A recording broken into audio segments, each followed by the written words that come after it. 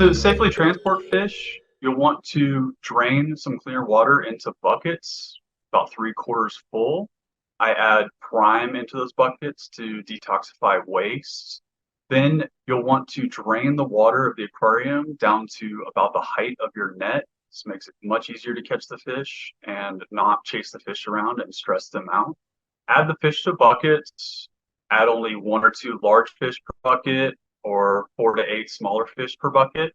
You can use a cooler for larger fish. You can also add a battery operated aerator to the bucket, especially if you drill a hole in the lid. You can run the airline tubing through and seal the bucket for transport. One thing is do not add live plants to buckets with fish, as live plants in the dark will consume oxygen in the water and kill your fish.